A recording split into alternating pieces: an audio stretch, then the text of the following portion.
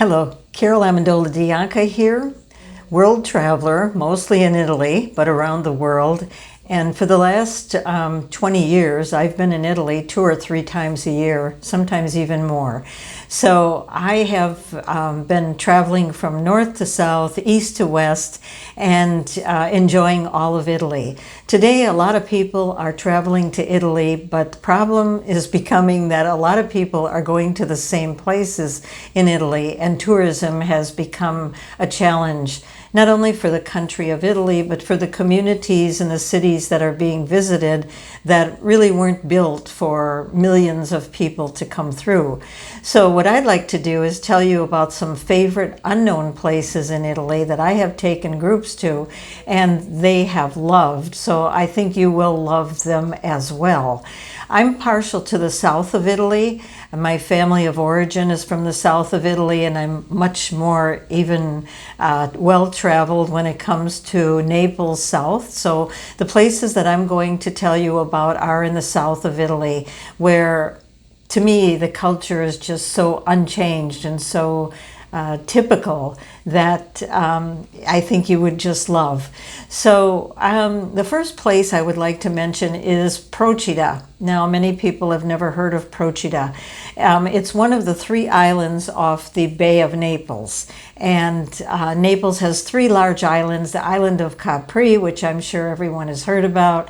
Lesser known, but also has been heard about, is the island of Ischia, which is the 2nd largest island. And then there's the small island of Procida, which has really been untouched for centuries. People have lived there for over 8,000 years. And it's small, and it's very small, and it's really not set up for tourism. But you could take a ferry from Naples over to Procida and be there for 8 or 9 hours, or the day, or maybe a day and a half, and just immerse yourself into a wonderful island type of life that exists off the Bay of Naples that few people know about. However, a couple of years ago, Procida was voted as the culture capital of Italy because it is so untouched.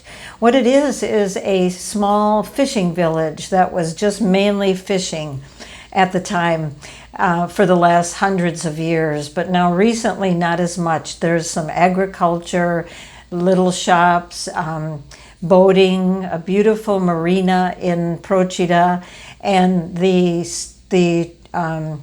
roads are very narrow. So if you go and you get off the ferry at Procida, it's best to take a taxi. Hop in the taxi and ask the driver to take you around the island. I think you will be so surprised and so in wonder that this place exists. So Procida is a much better island to see. Capri, I know a lot of people like to go to Capri and they like to see this island, that it's so romantic, but be ready to face a lot of tourists no matter what time of the year that you go.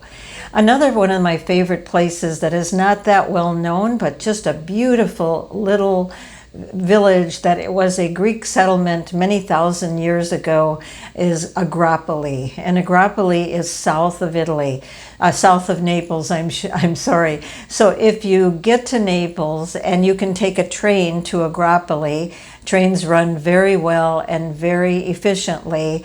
You go to the train station, get a ticket for Agropoli, which is like, I think, 8 or 10 euros, and spend the day there. They have a beautiful central area. They have an old castle. One of the places that I love in Agropoli is a vineyard. It's the Marina Villa, and Olive Grove. It's just a wonderful place to visit. So you might want to look that up. I can put the names of these in the description if you're interested. But Agropoli is unknown, but passed by many times on the highway, but has a lot to offer. I've taken groups to a fig farm there, to an olive grower. We did also a tour of the vineyard that the same farm had, which was extraordinarily beautiful. many hectares of land with organically grown olives and organically grown grapes to make olive oil and wine. Just a wonderful experience to have, and you could do it in a day.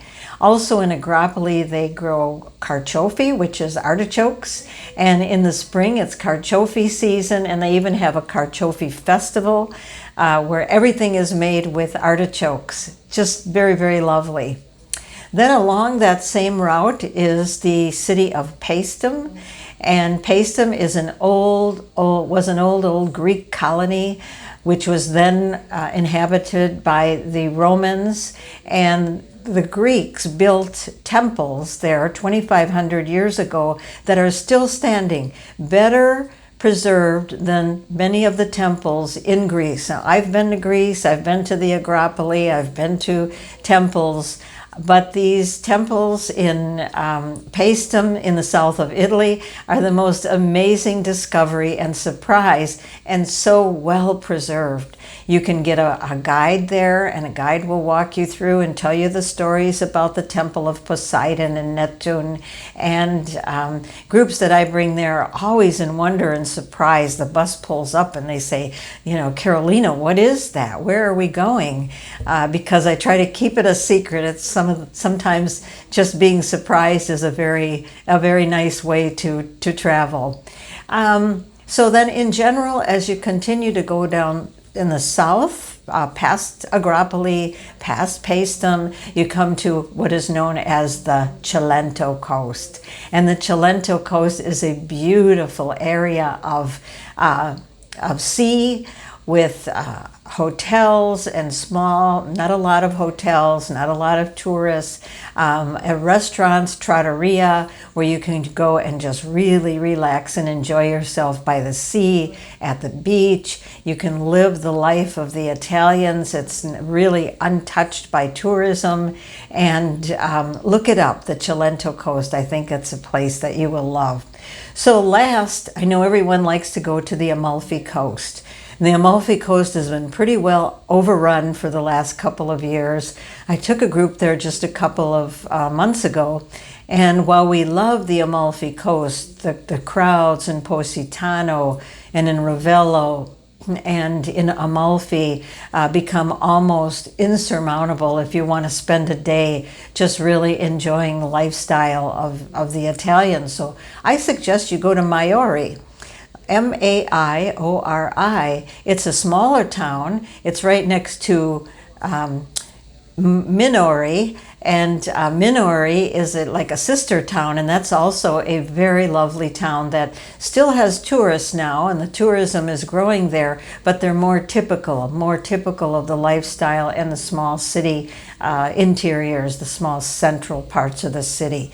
In Minori, they have the cake boss. So it's the Italian cake boss that makes wonderful desserts, and he has a little restaurant there and an extraordinary bakery that you can't believe. One of my favorite things that he makes is melanzane, which is eggplant, and it's little strips of melanzane that is tiered with chocolate in between. Delicious.